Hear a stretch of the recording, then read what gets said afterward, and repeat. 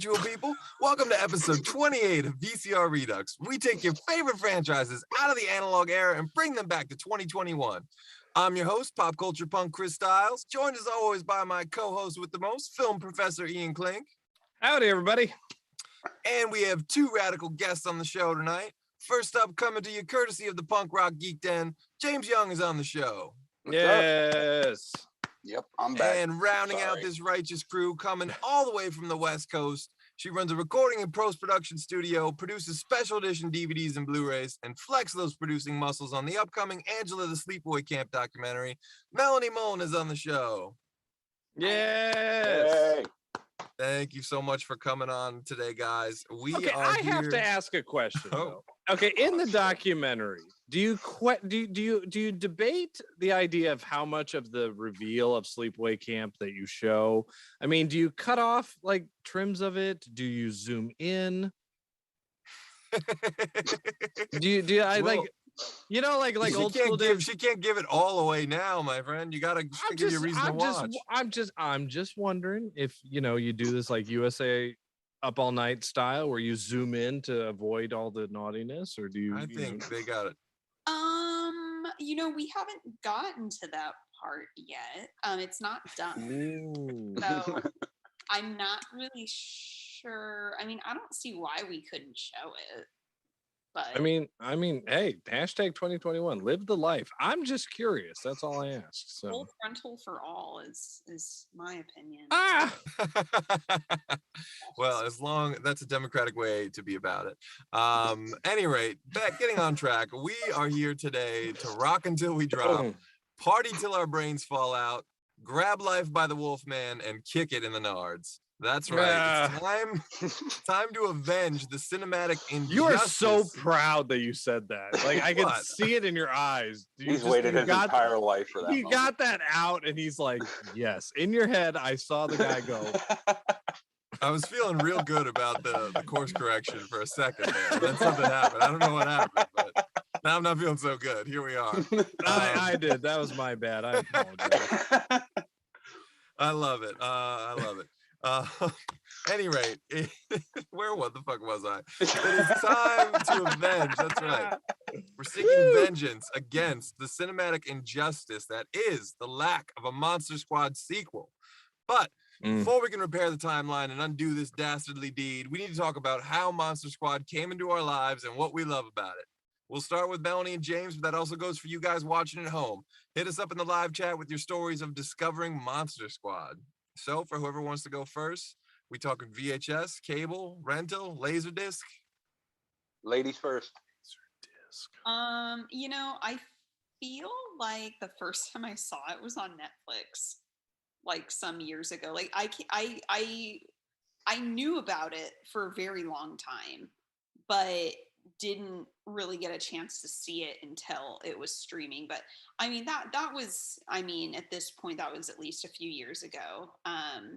So yeah, unfortunately I don't have any good like stories about growing up with the movie, but in all honesty I feel like I appreciate a lot of stuff more as an adult than I did as a kid anyway. Mm-hmm. So yeah, that's kind of a cool way into it. James, what about you? Your first time when you were a kid, was we talking VHS, Betamax? I was a kid. It was VHS. It was much like a Leprechaun. It was one of the grocery trips with my mom.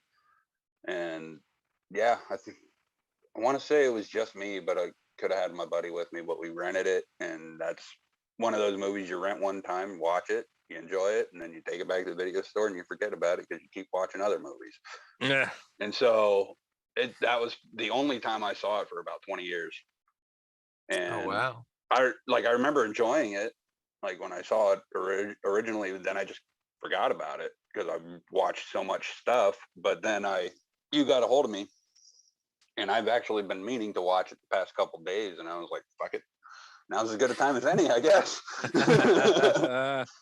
Again, we appreciate that so much. Ian, first time. Do you remember? I'm gonna be honest. Only a couple years ago. I did not come to Monster Squad as a kid. I didn't know about it. The only thing I do remember, I remember seeing the VHS cover, and I know that my good friend Chris Stiles will appreciate this. I remember the cover because right next to it, for some odd reason, on the video store in Slagles in Iowa City, was Back to the Beach. I remember those two were next to each other, and it just had a look. It had that blue tint to it. It was the cool one with all the monsters, like a rainbow and blue. Yeah, and that's what attracted me to it as well. Yeah, like I remember that, but I never rented it. I never saw it. I don't remember it ever being on HBO, or if I watched, I don't remember it. But then a few years back, they brought out this special edition DVD. And I was at a disc replay and I got it for like $3, and I said, people talk about this movie. I probably should, for $3, why not? Yeah. And then I discovered, wow, this is cool. Why didn't I see this movie way back when? Oh man.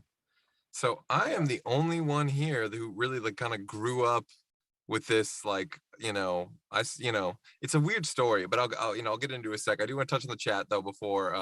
Just a few people in there saying hi. Angie Saunders, howdy y'all, and Mike as well, the mashup making genius duo. Thanks so much for tuning in, guys. Alex Bonafante says, no disrespect to anyone who loved the movie, but whose idea was it to do a Monster Squad episode? That would be me. I'll take 100% blame there, buddy. Hopefully we can give you your hour's worth of entertainment. And if we not, sorry. Yeah, well, are we though? No refunds, and I'm out at 9, or 10. So too bad. So, and also Angie Saunders says it was VHS as always, says she saw this one before she saw the Goonies, and that is also the case for me. This movie came in my life in a strange way. My dad came home, and he used to do this where he would like stop at a Coconuts or something on the way home from like the city to the suburbs or whatever. Maybe it was a West Coast video. What is a Coconut? Oh, it's like a chain of like, video stores that was around in the like mid to late 80s, and they failed in the early 2000s. In Chicago, I'm guessing. They folded it under like FYE, if you know what FYE is. Oh, yeah. Okay. Yeah. FYE. So never heard of Coconut. So anyway, my dad I didn't either. Sorry. So my dad would stop at these places, and occasionally he would buy a VHS tape and come home with, some movies. And one he came home with one day was like for me, and he gave it to me as a gift. Like, this is for you, was just the Monster Squad. I'd never heard of it. I'd never seen it. I was just like, what the hell is this? And I watched it and I was like, this is amazing. I was instantly like, legit. I was young enough for it to kind of be scary a little bit, but even still, I was like obsessed. I was like, Rudy is the coolest guy I've ever seen in my life. Like, I need a leather jacket and some penny loafers, and like I need to start smoking cigarettes like again ASAP. And it was just one of those movies I would show people all the time, and they'd be like, yeah, this movie kicks ass. So when that special edition DVD came out, it really quenched a thirst for me. I was like, finally, this movie's getting some respect. I thought for sure Anchor Bay would have done, a respectable release years before it happened, and I think it was Lionsgate that did it anyways. I could be wrong on that, but so yeah, I think there's something very iconic about the idea of having all these universal monsters, and the fact that it wasn't a Universal movie. It just boggles the mind that it could even ever be made. And it's a beloved and celebrated film. So, here I am defending my decision to do this. It's got the iconic, appearances of Dracula, Frankenstein's monster, Wolfman, classic quotes. My name is Horace, it's got a character named Fat Kid. I mean, this movie has everything that you want. It's got a killer soundtrack, thanks to Michael Cimbello. The movie's perfect. I could go on for days and days and days. Why is it every 80s movie that involves kids? Like, we basically were horrible shits who just smoked cigarettes, swore, did everything terrible. And it's like, that was never my 80s childhood. I was boring. Well, Fred Decker was asked about that, because there are some things that don't hold up to today's standards. Like, I think there's oftentimes the kids refer to each other as like a fag or something like that. Sure. Yeah. And like, someone asked, him at a Q&A or something recently, was like, why do the kids swear so much, or something to that effect? And he was like, well, you know, I can't see from the back of this room and the stage lights, but I'm guessing you were never a 10-year-old boy, because that is like really, you know, that is just something that it's like at that age, like 10-year-old boys just like swear up and down as much as they can. It is kind of true. Yeah. It really But is. as soon as I discovered the word fuck, it was like it became a comma. You know, I mean, I discovered it way before that, but you know, way before 10. But the first time I ever like properly used it and realized that how well it fit in certain situations. Now I just use it all the time. I like when people swear, but they don't use it the right way. Like kids that age don't use it right.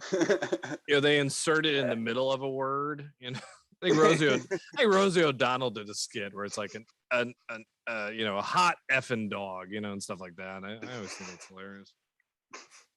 I just like when people yell about things that don't make sense. Like, you shit your parents, you know, like, you shut your mouth when you're talking to me. Like, they're just so angry. Like, stuff doesn't really, what they say makes no sense. But yeah, you know, to me, the movie is comparable to the Goonies. It's obviously a huge influence on Stranger Things. Oh yeah. You know, the cast is incredible. Special shout out to Andre Gower, who plays Sean, the lead character in the film. Recently had some health problems, but obviously we're sending love and hopes for early recovery.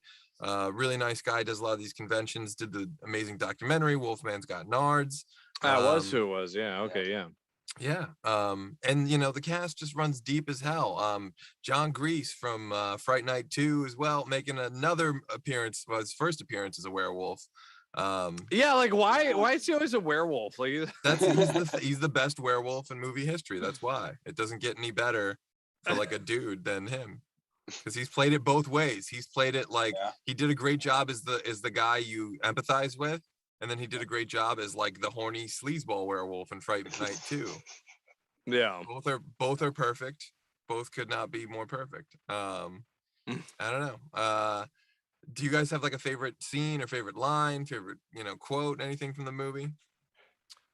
Now, for me, it's probably got to be when he says 2,000-year-old dead guys don't just get up and walk away. Because as soon as he said that, I go, well, this one did. And you see the mummy just walking down the street.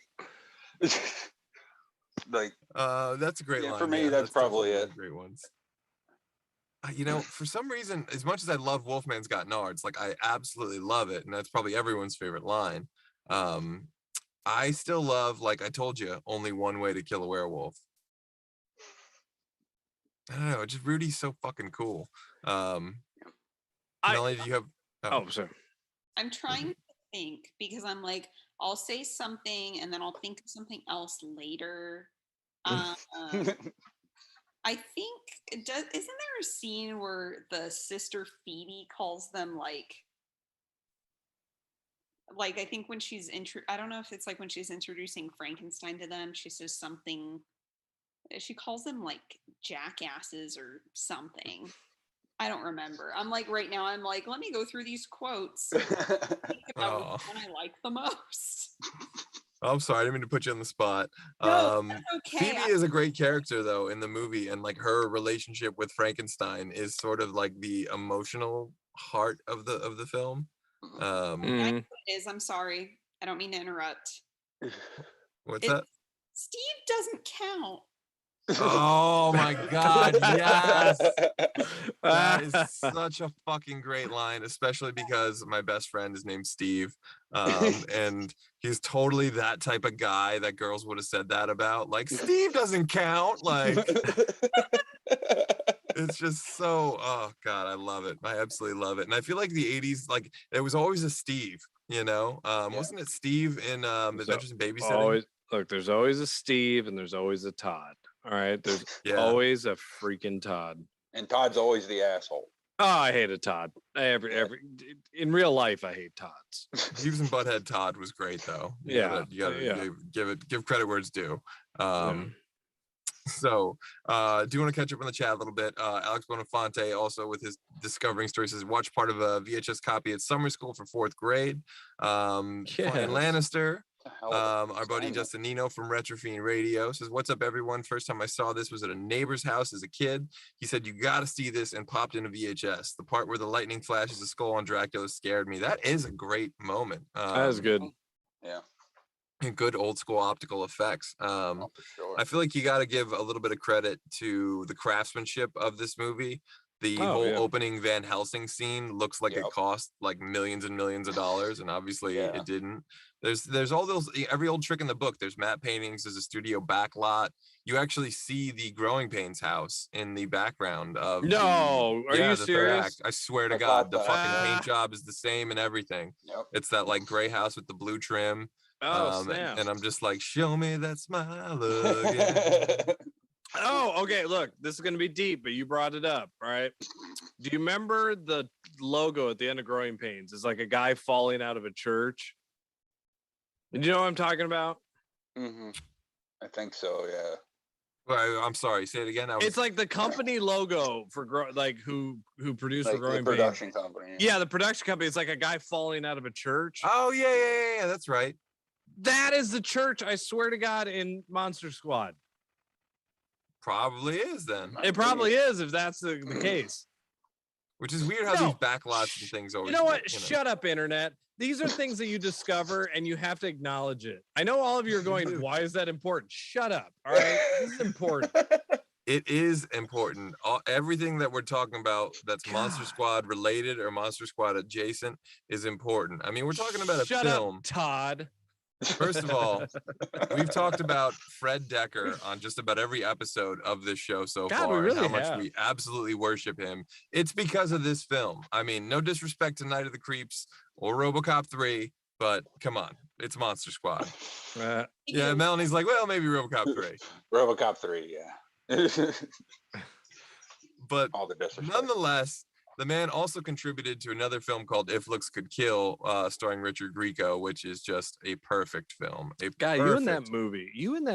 Chris. Richard Grieco is the perfect man. You know, there's just nothing wrong. There's nothing wrong with anything that man has ever done. It doesn't get any better than Richard Grieco. But so maybe we're gonna have to forget all Paul Thomas Anderson movies. Forget Phantom Thread. Forget all of this stuff. Forget De Palma. Forget Scorsese. Forget Grieco. Forget Chaplin. With City Lights. It's all Richard Grieco. It's just, I'm telling you, man, fucking get him to the Grieco. That's what it is. Anyway, getting into the chat and away from Grieco for a second. Mike Saunders says, hello, saw it on cable at a friend's house. That's a pretty fair way to discover Monster Squad. It seems like, it's got some of that cable edge to it. Movies on cable always felt like contraband in a way for me. If they were, it's like, this is the only way I'm going to ever see this one. I'm sure this had to be an HBO. Was this an HBO or I'm sure it was. Oh yeah, definitely. At some point. See, and that's what I'm saying. I don't know why I didn't ever see it, but you know what else this movie was? This was a Vestronner, and I think Melanie, Vestron. Did you worked on some of the Vestron series Blu-rays, right? Yeah. So I worked on Little Monsters, right? Is Vestron, yeah. Did I do another one? I was supposed to do, I think we were supposed to do Blue Steel, but that didn't happen. Bummer. Jamie Lee Curtis Blue Steel? Yeah. Ooh. I'm trying to remember. There might be one other one, but I know for sure like Little Monsters, yeah. Oh man, so cool. It's it's weird how I guess Monster Squad, sort of got at some point in time separated from that Vestron catalog, because I remember like a bulk of the Vestron catalog was for sale, but I guess Monster Squad was one of the few that was like cherry picked earlier, before that by I think it was Lionsgate. But I love hearing stories about like this movie got bought out here and that movie got, and all of a sudden somebody gets a check for like 2 cents and it's from this like foreign company in like Ohio. And like, well, it can be weird too. And like for a while there, they didn't know who owned the film Rad. Like no one could figure it out. Like it was in like some weird legal quagmire. But anyways, getting back to the chat, new name, Michael Aris. Thanks for tuning in, buddy. Says, when I was a kid, my mom gave me a VHS to watch knowing I would love it. From then on, I always have a DVD copy. That is that just hits me near and dear to the heart. Our friends at Retro Fiend Radio, again, makers of the best canon and martial arts documentaries on the internet, says saw it at a sleepover on VHS and loved it. That is like really such a perfect sleepover movie.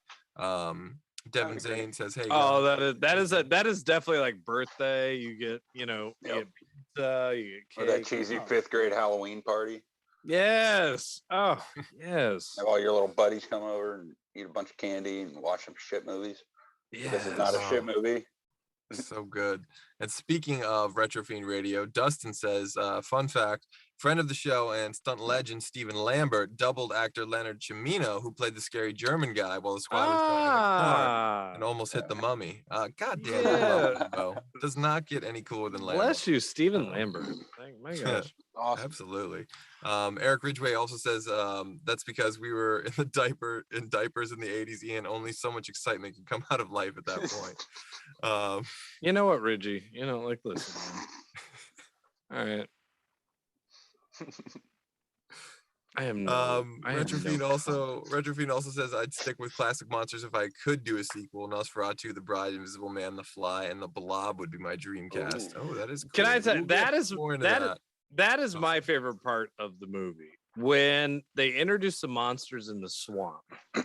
And to be honest, like I said, I discovered this years, after the movie came out. So I was, I will say this. I think if you know the Universal Monster series, if you've, the Bela Lugosi Dracula, the, Bride of Frankenstein, Karloff, like if you know all of those movies, like I'm telling you, Monster Squad is almost a love letter for that whole Universal totally. Monster. Oh, hell yeah. And I loved that, and probably my favorite part, watching it was older, is just laughing about how close they had to get to Universal Monsters, but not so they didn't get sued.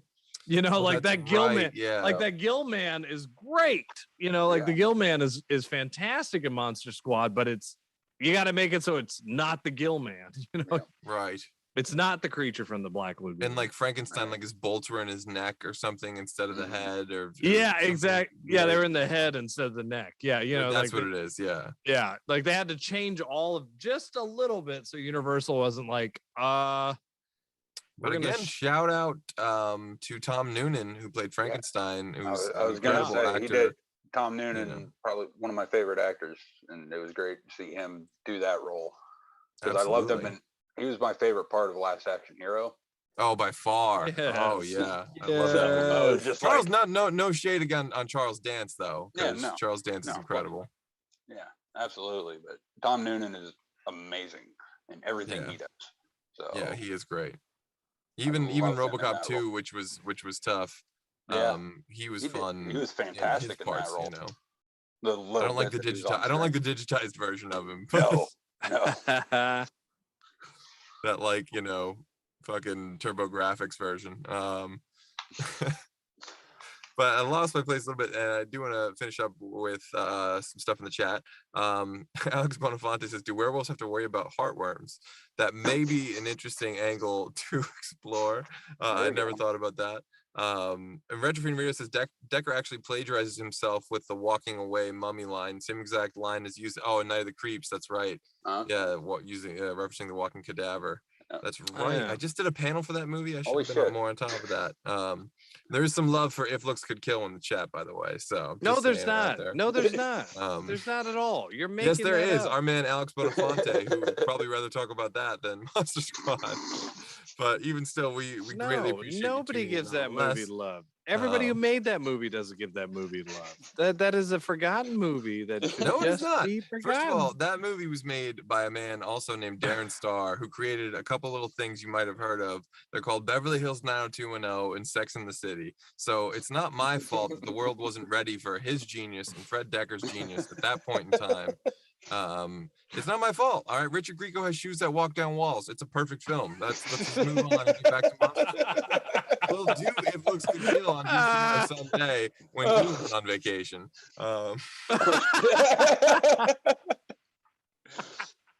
We'll have Melanie, and I know Mickey's gonna be fucking pumped as shit to talk about that. I went on a date with that movie. It was great. Yeah, right. Oh God, fucking I'm Mickey sure and his he date went on a stories. date to see Monster Squad. What's that? I said I'm sure he went on a date to see Monster. Oh, he Squad. absolutely. I'm sure he did. We should throw some love for our boy Mickey Torres, who couldn't be here with us. He's on vacation this week and next, so sorry to disappoint you, VCR Redux fans who tune in just for Mickey. That's why I'm here too. I get it. You know. I feel bad for that one person. No, I'm just. But the show. Must I'm go kidding, on. Mickey. We love you. Also, a favorite quote in the chat. Angie Saunders says, "Where the hell am I supposed to find silver bullets? Kmart." Again, Rudy, just the coolest. Just the fucking coolest. Also, was a gotta good give guess. love to Shane Black. Not only did he write the Great Lethal Weapon series and The Last Boy Scout, but yes, he contributed to this screenplay as well. The world is a better place because of the power team, the most powerful team in the history of movies, as I like to call it, Black and Decker. You put Shane Black and Fred Decker together, you get perfection. And when you don't, you get everything else, which is crap. And you get the Predator. All right. You know what? Oh, yeah, come on now. Even a grandfather clock needs a tune-up every now and again. It's gonna go off time if you don't wind it up for 30 fucking years or whatever it was. That's what they had to chip off the rust, and the only thing that came along with the paycheck was the Predator. It's not their fault. They didn't watch our episode of Preserving Predator yet. If they did, they would have been on the right track. This is true. And we know Fred and Shane, we know you guys are watching, so hit us up, come on the show. They weren't till you started promoting looks good. Black and Decker. You know what? God damn it. I'm gonna start staging Ian walk-offs here. I'm under fire. You just wait till fucking Greco comes on the show, my friend. Then we'll see who I'll kiss his butt. I have no issues with that. Like I'll be like, I never said that stuff. That's a Greco lie. is a fucking national treasure, and god damn it, he should be in Monster Squad too. So is a toaster oven, but we don't promote it like you do. Gee. See, not only is there love for If Looks Could Kill, but specifically the French teacher in the chat right now. Thank you, Alex Bonafonte. Oh shit. So all right, brass tacks. Monster Squad, which character do you relate to the most? Oh man. We got to get back on track somehow, god damn it. Melody's like out. Click. I mean, shit, it's got to be Sean for me because like we all want to be Rudy, right? We all think we're cool enough to be Rudy, but we're not, you know. I am cool enough to be the kid that pulls the cooler kid into the group though, where he's like, well, this kid's not that big of a dork, you know. So I think there's that. That and his Stephen King rules shirt is iconic in itself. That's one of the most famous t-shirts. That's right. I forgot that's where that comes from. It is Monster Squad. Yeah. Though, you know, one thing that's weird about this movie though that I never quite got, when he gets the phone message that says Alucard, like who is that from? Where did that come from? It's Dracula backwards. But did Dracula call him and be like Alucard and then hang up the phone? Like it's like what? That's the one part of the movie I like, even as a kid, I was like, wow, who does this again? What's happening here? I don't remember that part. Yeah, I remember. Well, I'm getting a little too deep inside the squad here for everyone's memory lane powers. Yeah. Memory lane I will say this.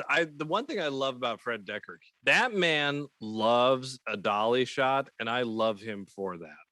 Like that ending fight has so many dolly shots, and if you're a filmmaker, dolly shots take so damn long. Like it's one of the most wasted of times on a set of a movie. But when you get a great dolly shot where it zooms into that person, it is glorious. And I love those shots where it's dollying in and the lightning strike is like on half their face as you dolly. They're all over Night of the Creeps too. If you look at that movie, yeah. It has no right to look as good as it does for the low budget that it had. Oh yeah. And this movie had a lower, this movie looks like it cost like $40 million, but obviously it didn't. Movies didn't really cost that in general back then, but again, the old school matte painting trickery, optical stuff. Yeah. Again, a third act that hits you in the heart when Frankenstein goes, and it's like, bye. Yeah, that was rough. Oh man, yeah, that hits me right here every damn time. I'm sorry, it does. Frankenstein's just the coolest. Him saying bogus is another one of those iconic 80s quotes for me, at least. Technically, Chris, it's Frankenstein's monster, but no. But they call him Frank, God damn it. I know, all right? I know, okay? They even fucking say it in the movies. The monster, the guy who made him, it's the guy. But, I mean, come on. What are you going to call him? Excuse me, Mr. Frankenstein's monster, sir. Like, I know, right? Like, you actually it's should like- be saying that, but it's like makes me think of like Bogus Journey, where it's like, yes, sir, dude. Yes, dude, sir, dude, dude, sir, dude, sir, dude, sir, dude. But at any rate, Sir, dude. All right, we're not gonna talk about Monster Squad. We're gonna talk about better movies. So anyway, dog. Am I the only one who wants to be here? I think so. no. I'm joking. But we are past the half hour, so it is time now for your hot takes, your pitches, anything you want to see in a Monster Squad sequel, how, where, when, why you want it done. There is some stuff in the chat, so I guess we could start there. Well, there's actually a lot talking about if looks could kill in here. The Lotus car and shit, only rivaled by Chainsaw and Dave. I love all this sidebar in the chat. So Gold's Code says Monster Squad 2 needs to be a prequel, The Rise of Scary German Guy. That is actually totally interesting and not what I would have thought, but I'm here for it. If he's played by Christoph Waltz, then it's fucking perfection. Yeah. And you just raise the bar to that level. Because I'm thinking like, got it. Why has not Christoph Waltz been cast as a Dracula yet? I want to see that movie. A German Dracula? I suppose you're wondering if I'm going to be answering your offers in your next. That would be quite serendipitous of you. Yeah. That'd be amazing. Oh, hell yeah. You know, I would rather see him as a scary German guy, but you could also, I guess, have Hasselhoff play scary German guy as a younger, more handsome version of him. Hard to believe that he would wind up looking the way he does. Or Till Swagger. For those who don't know, that's a good one. From SLC Punk, who's you know, the Laserdisc, you know, there's a movie on there. That guy. He would make a fantastic scary German guy as a younger version. I don't know what a scary German guy, so it works. He actually just pretty much is a scary German guy, yes. But yeah, I don't know what, you know, do you guys have any theories? Like, you know, is there anything you think scary German guy could do in a movie that would be cool? I mean, obviously you can't have it be Dracula and all those guys. Or maybe you could. I don't know. Maybe I'm just boxing myself in here. Could he be Van Helsing just undercover? I feel like that's the more logical prequel to do, is to do it as Van Helsing, but then that carries with it all sorts of like Hugh Jackman and Kate Beckinsale baggage, and you know, not that anyone minds Kate Beckinsale's baggage, but not at all. And probably people don't really mind Hugh Jackman's either. But yeah, that movie was not very good. So no. So so again, one of the ideas that I thought about that I thought would actually be kind of cool. One is if you get Universal to come on board, right? That gets all the legalities and all that kind of stuff. But what would be interesting? Yeah, and I the actual Wolfman and stuff. Yeah, I wouldn't call it Monster Squad 2. Like I wouldn't do that. I would just unfortunately I'd have to say I would just call it Monster Squad. Oh, fuck you. I hate when they do that shit. Hold on. I'm sorry. I just fucking hate that. Halloween, like the 9th movie in the series, we're gonna call it Halloween. Yeah, the third film with that title. But I think that you just call it Monster Squad. And here's what I thought is you take the out. Yeah, you just take that's your big, that's your big creative yeah, that's it, Chris. That's all I'm doing. You know, that it's basically the first movie minus the. Like, jeez. Give a man. Sorry, I just had to. I couldn't resist. No, that shirt just had to. Anyway, so what I think would be kind of cool actually is if the prequel is like their grandparents, right? And I actually thought what I thought about would be interesting is what if the monsters came out of the screen? What if we mix a little bit of, you know, Purple Rose of Cairo, and the monsters are actually the Universal monsters as they're watching it in 1940s? and see that coming. And they come off big. the screen, and so now you have these kids in 1940s, you know, the Newsies looking kids, you know, who are having, you know, or you know, during World War II or you know, whatever time period it is, but now they're having to, you know, raise all of this awareness with all, you know, these monsters running around town in 1940s, and you kind of have a cool, you know, again, it matches the time period, but then at the very end of the movie, right, you jump forward to 1980 whatever, and it's in the swamp, and all of a sudden, you know, it's like Dracula coming out of the swamp again and all that kind of stuff, you know. Oh, to like tie into the to tie it in, you know, like somehow you have to tie it in at the very end that they end up in the swamp. I think it'd be kind of cool. Interesting, you know. And of course, the last line of the movie is, you know, the werewolf standing in front of a kid, and werewolf's got nards, you know. Cut to credits, you know.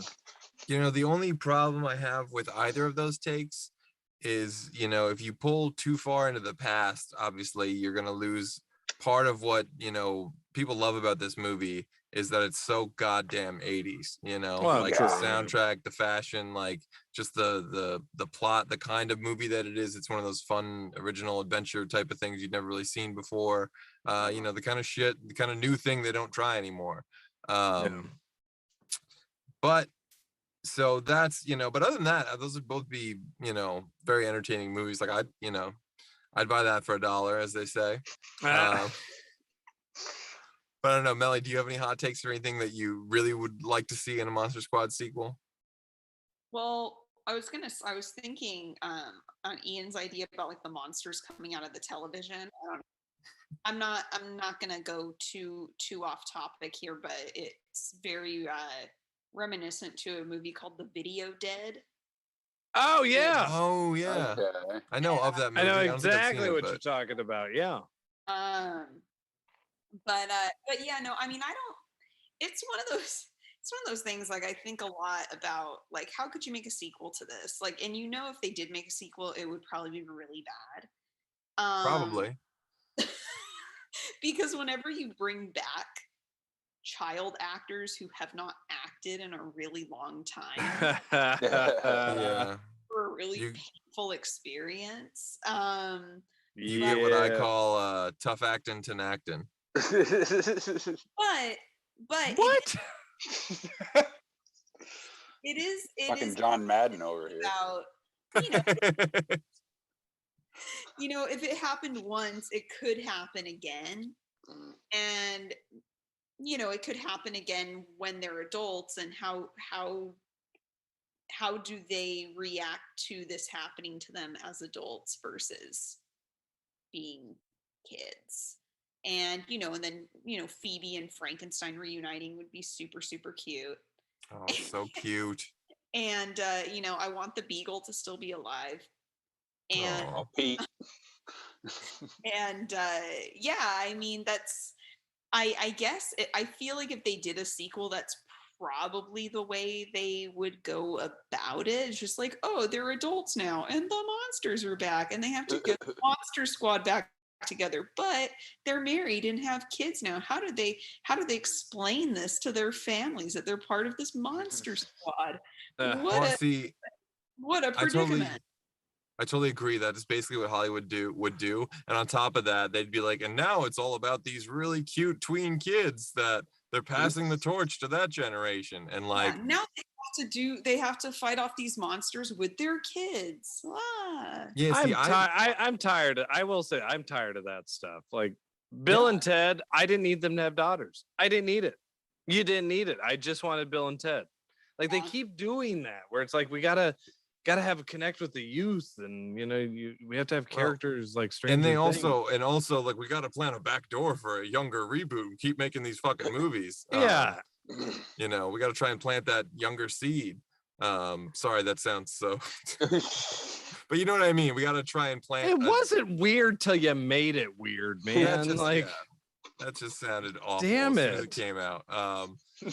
But you know, that's kind of like If Looks Could Kill, you know, until it came out. No, you know something? It's still fucking going in the chat. People love that goddamn movie.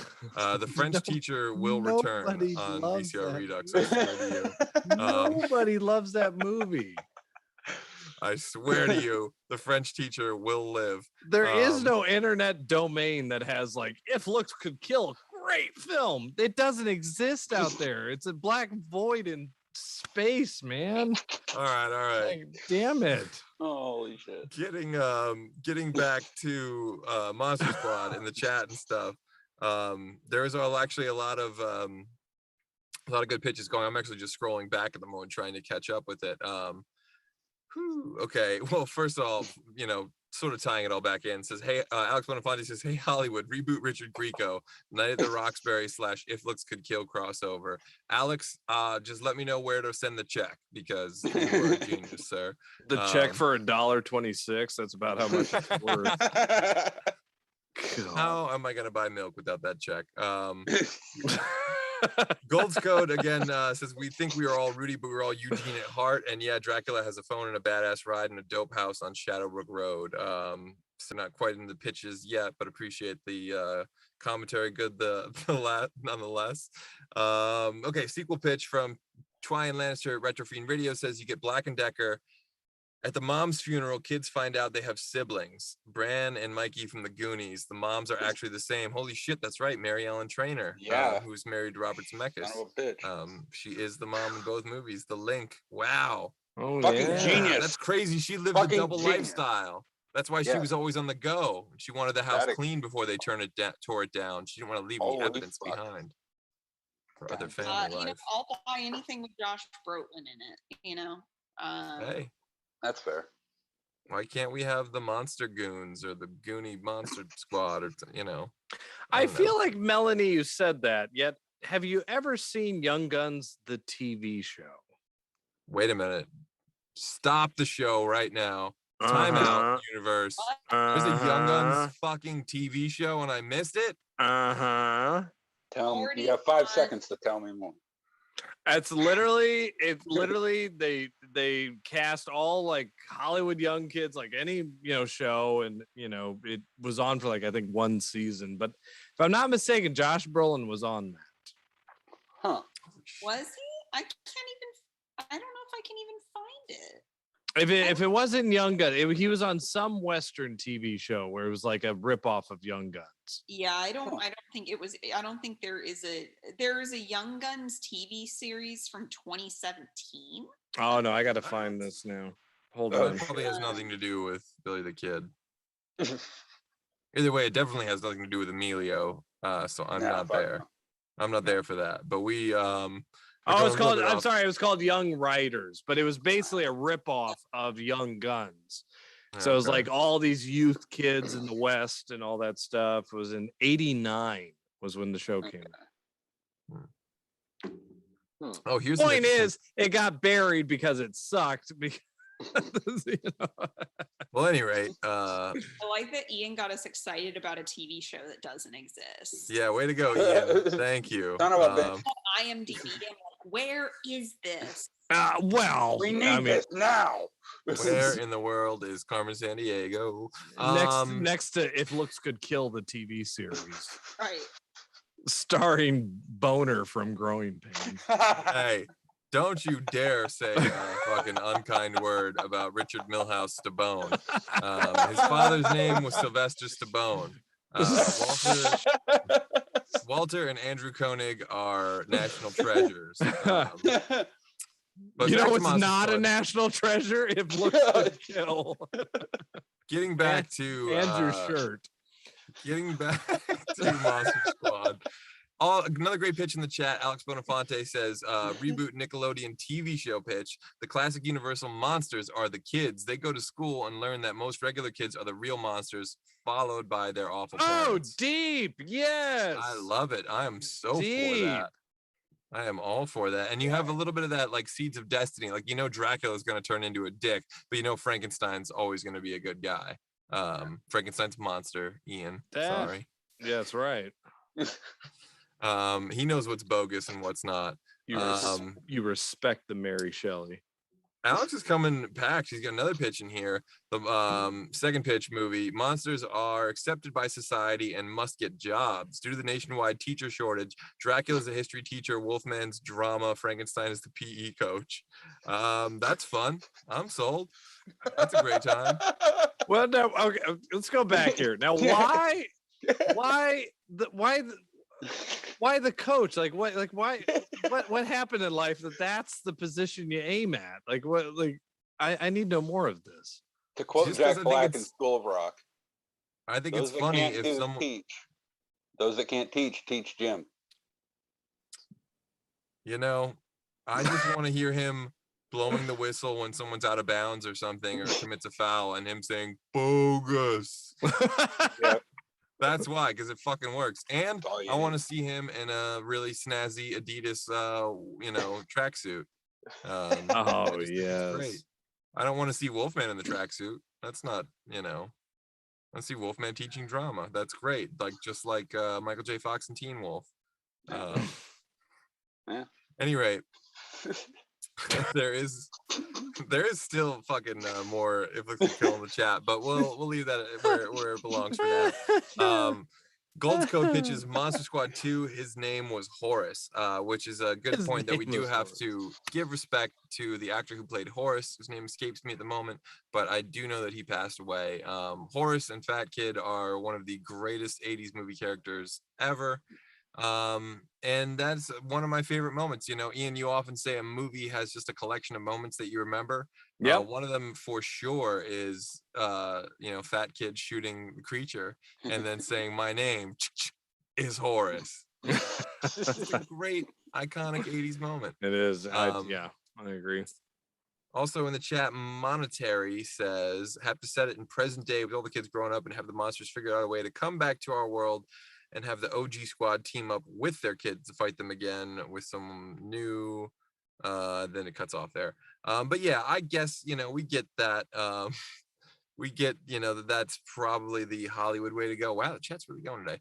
But again, me personally, I would resist that urge. I think, yeah, we could, have these younger kids and try and make them 2021 kids, and they host a podcast, and we all know how lame those people are. And Yeah.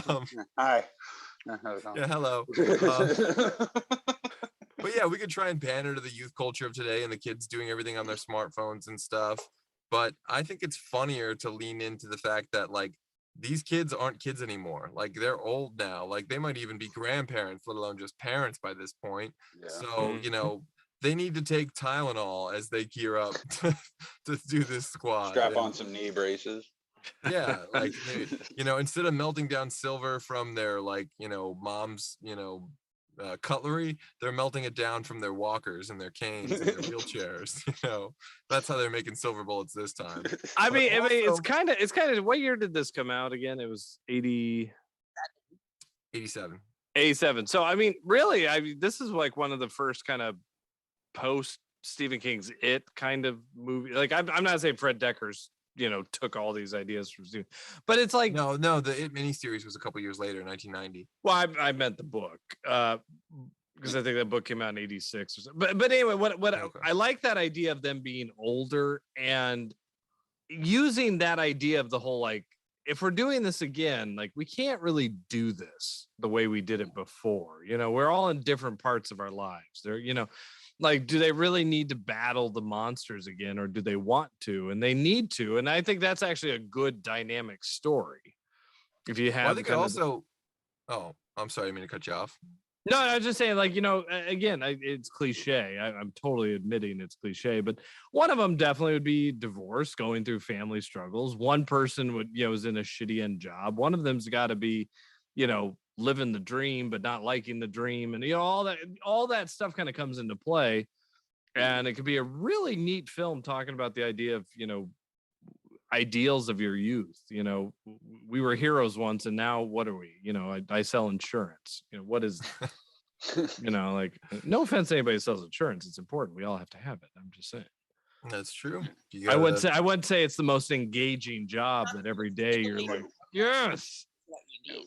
yeah, exactly. It's Not you at go into all. an office and you cold call. Like that's not the most endearing and exciting, but I did that shit for a week. It is the worst job. yeah, exactly. That's what I'm saying. So like, but imagine if you were somebody who, as a kid, put a shotgun on a werewolf. I mean, yeah, like that has to be like so.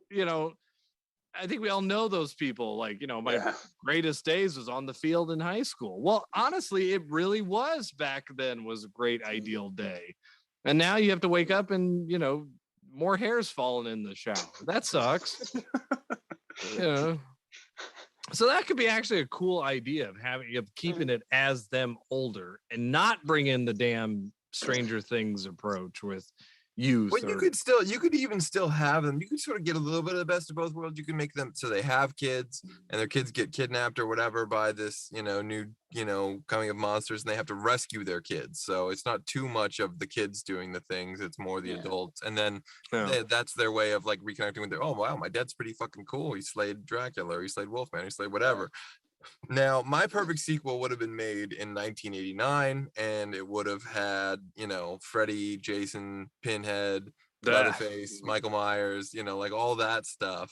But you could still, so that being said, in terms of offshoots, like you could still do a Monster Squad 2 and set it in that time and just have it take place in a different town, a different group of kids, and do a proper period 80s movie. And just say, all right, this is the summer of 1989. That's what these kids did in this fictional ass town. I would love it. I would buy that. I would prefer to have the original squad back, or at least, cameos in some way, not the awful Ghostbusters cameo way, but, some way. I'm just, not to throw shade, but just that was the worst part of that movie for me. We were all there. We all saw it. I liked the movie, but I hated those cameos. And I'm, no one likes the movie. Not seen it. It's a desire. Me neither. The chat's probably gonna light me up now because I said I like the movie. I just don't, I didn't expect it to be anywhere near as good as the old ones, so I wasn't disappointed. I thought it was, a cool comedy. I thought it was fun. It honestly is a good movie. And I think Leslie Jones deserved an Oscar for that movie. She made that movie for me. Charlotte McKinnon for me, but each their own. Anyways, getting back to Monster Squad. Each their own. What does that mean? That means you dig your you like stuff, what you like. I'll dig mine. Yeah, you like what you like. You dig what you dig. Wear what you dig, in the words of Louis Guzman. You like Pop-Tarts? I like pastry toasters. Whatever. Is pastry toast? I don't even know what that is. That's a real thing. Are you trying to not get sued by Toaster Strudel? I guess, but hey, it's at Dollar General. My DG, man. Bring it. My father, the inventor of Toaster Strudel, is very upset. I think Melanie is somehow in the chat at the same time as on the show, talking about how she likes the idea of a Rudy only movie. I might have missed that somewhere up higher in the chat, but why are you so cool, Melanie? Melanie is working overtime to make this episode ride, so we appreciate that so much. I like comments while we. I do, yeah. Well, I'm always cruising through. Sorry, I put that and I was like, was that a faux pas? Was I not interacting simultaneously on the So I like if looks could kill. Click. Just liking every comment that references if looks could kill, drive you insane. Alex Bonafonte also says he imagines a Cobra Kai meets Ghostbusters 2 vibe, I guess, for the sequel, which hey, I'm all for. Bring on the Cobra Kai. Just cross over everything in here, damn it. Just get it all in there. I'm all that's for the it. hardest. That's the hardest part. I mean, like I said, back now it would probably be easy to do. Right now, legally, you could probably get a Freddy and a this and a that and all that stuff. But you could get fucking Jason out of court right now. Well, but that was the whole thing. Like again, why they made the Gill Man, which I actually think this Gill Man looks kind of cooler than the actual Universal Gill Man. Oh my god, it's the best Gill Man ever by far. That's it's kind of cool. The eyes on the Gill Man look so real. Like you swear to God, that is a living thing. It's real in a way that CG could never be. And that's my one fucking rule in a Monster Squad 2. Let's just make it a thing, no CG. Or if there is, it's only going to be to remove wires or do like reasonable CG things. Yeah. Because God damn it, keep it practical. Keep it practical. Yes. Get it back on that back lot again if you can. I want to see that Warner Brothers house one more time. Just make me feel better about better days, relive better times. I also say get Michael Cimbello back to do the soundtrack because the man is a genius and It was a great soundtrack. he's more than just a maniac. People just don't know it. And any song that encourages people to party till their brains fall out is my kind of song. Valid point. But if you think about it, the way we feel about Freddy and Jason and Pinhead and all these guys now is like the way people in the 80s felt about the Universal monsters. So it is in a sense the logical next step. So for me, I would really like to see them all and then still have Wolfman come back and Dracula come back and all these guys. I don't know how Wolfman's going to come back because he's the one villain who died a proper death, but the power of the amulet somehow brought him back. Fuck it, the amulet needs to come back too, all of it. You can't have scary German guy, but at this point I think Sean almost would be that character anyways. Like he'd be the neighborhood weird guy, like that's the scary psycho guy or scary whatever guy. What a destination to be, the weird scary neighborhood guy. Because he's that into horror. He would be like in Home Alone when they talk about the shovel man, like the lady. Like that's him. Like he's the guy in town that all the kids are scared of. It turns out he's the one who has the keys to save the day. Friggin' awesome. Yeah, it turns out he rocks.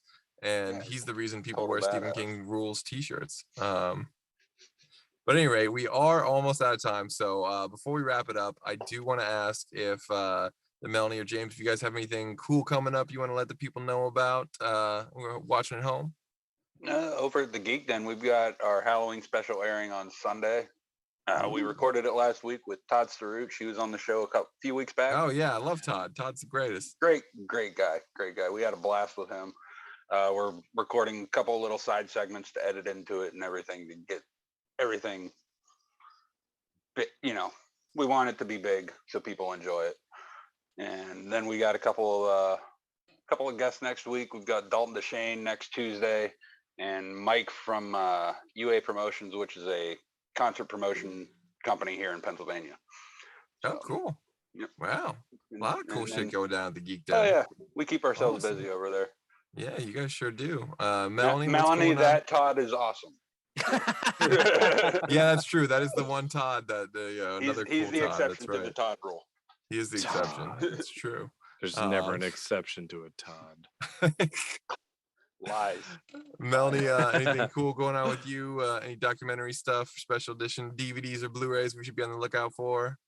I honestly don't have I have no Blu-ray stuff going on. Which honestly fine because my post house has been pretty busy. But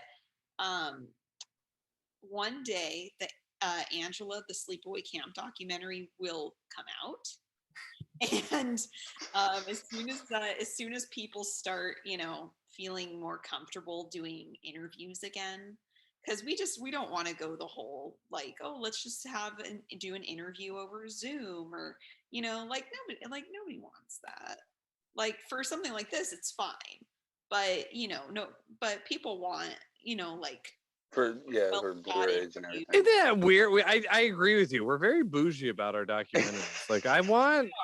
I saw a few of them that were Zoom, and I'm like, I don't like this. I'm not into it. I'm really it's a totally different vibe. I felt the same way for the longest time until I saw Retrofiend Radio's Zoom documentaries because it was at a time when there was no other way to get things done. Oh, sure. And they put in so much work on editing them and cutting them together so you're not stuck on a Zoom camera for too long, and if you are, it'll be in the corner of the frame or there'll be a split screen, or they just put so much work on the back end to making it work, and they stick the fucking landing every time. But I understand what you guys are saying. As always, you want to film these things in 8K if you can and future proof it and all that stuff, but at the same time, these we're losing these people, so a lot of them aren't available in those ways anyways, and you got to take the goods of this. There's a lot of older people now that are on Zoom that would not have been, And so now these people are, you know, available or on the table that wouldn't have been. So, That's true. but yeah, I feel you. You know, like I was gonna do a Just One of the Guys documentary before, you know, COVID happened, and then it would have been a Zoom only thing because of COVID. And I was like, well, maybe I'll wait this out and hopefully do it again when all this nonsense ends. But who knows if that's ever gonna happen. Any rate, wrapping up, you Fandom fans might want to tune into Tuesday's Fear the Walking Dead reactor panel featuring our very own governor, Captain Kyle. And of course, we want you to tune in next Wednesday at 9 p.m. when we dance with the dead for our Weekend at Bernie's 3 episode. As always, if there's a particular movie or TV franchise you want us to cover on a future episode, let us know in the comment section on YouTube. And since you're already doing that, you might as well go ahead and like, subscribe, and follow Punk Rock Geek Den, Fandom Spotlight, Rick Barth and the Line, the Hollow 9 Network, and Pop Culture Punk. And keep your eyes and ears peeled and on the lookout for the Angela the Sleepaway Camp documentary. And until then, back up those Betamax, rewind those Laserdiscs, and we'll see you at the